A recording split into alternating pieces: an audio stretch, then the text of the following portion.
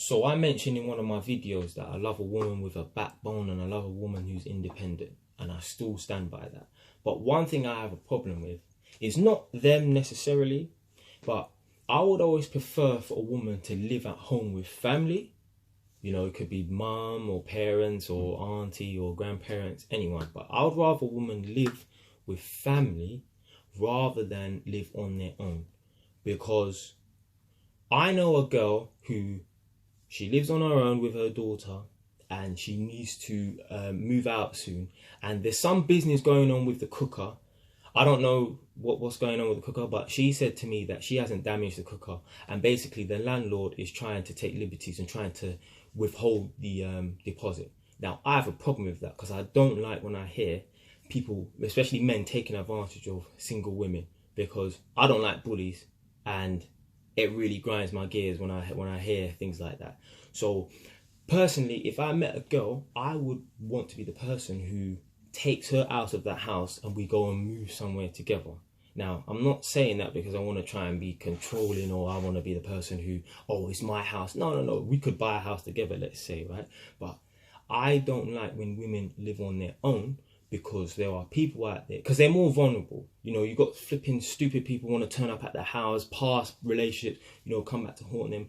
People will try and take advantage of them, and I don't like that. Now, the way I see it, if I've got a girlfriend, when I enter her life, I take on her problems as well, because we're going to be a team, right? I'm a ride or die type of man. So, like, if she's my girlfriend, like, I'm taking on all her problems with her, you know. I'm not, obviously, if she's running up her credit card bill and stuff like that, well, then that's her problem. But I'm talking about just like her general day-to-day problems. I'm going to take on her problems because I'm her man. And the way I see it is I'm her protector. Now, I had a girlfriend before, and, you know, she lived on her own, and basically, you know, obviously most women watching this could probably vouch and say that they've had like one or two stupid exes that can't leave them alone. And I remember one time she told me that her ex-boyfriend turned up at her house at 5 in the morning. Oh, please, take me back. Please, come, just give me one more chance. I don't know if he's trying to put his foot in the door, but oh, please, just take me back.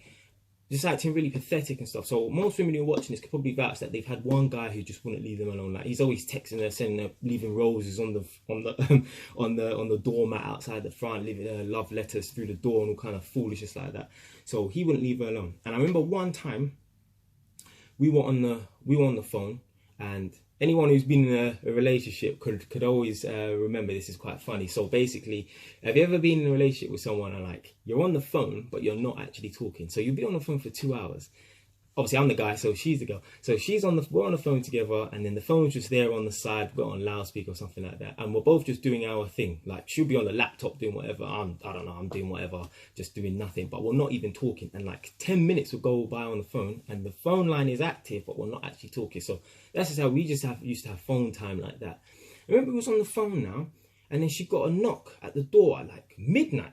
So she's like, oh, I'll call you back. And she put down the phone. Now, the problem I had with that is not that, oh, who's at the door? Oh, is she cheating on me? Obviously, in the back of my mind, obviously, that could happen. But I didn't have a problem with that. What I had a problem with is, in the past, her ex-boyfriends turned up to the house.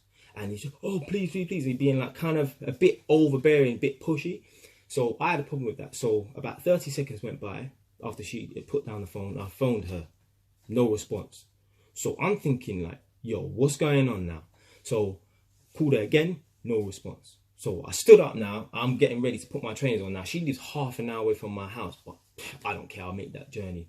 So, you know, called her back. No response. Boom. I was out the door, jumped in my car, and drove towards her house. Now she called me like during that like about 5 minutes or 2-3 minutes after I left the house. Now I was barking at her for why you not answering the phone. Not because I think because, oh, you know, there's some guy at the door, oh, he left his trainers there when he was at my girlfriend's house the night before. No, not for that reason. The reason I had a problem is because she put down the phone. I said to her, listen, I don't care who's at the door, but if that happens again, put the phone on the side, right? I don't need to hear what's going on. I don't need to hear the conversation verbally, but I need to hear whether or not there's a struggle at the door. I need to hear whether or not someone's trying to force their way in through the front door. You know, something could happen to you, at least then I know what's going on, so I can shoot down there. Worst case scenario, I could flipping call the ambulance. Do you know what I mean? So I need to hear whether or not there's a struggle. I need to know whether or not you're safe. I don't need to hear whether or not the guy's saying, oh, last night was really good, you know. No, I need to know whether or not someone is trying to fight their way into your house, so then I can make a phone call.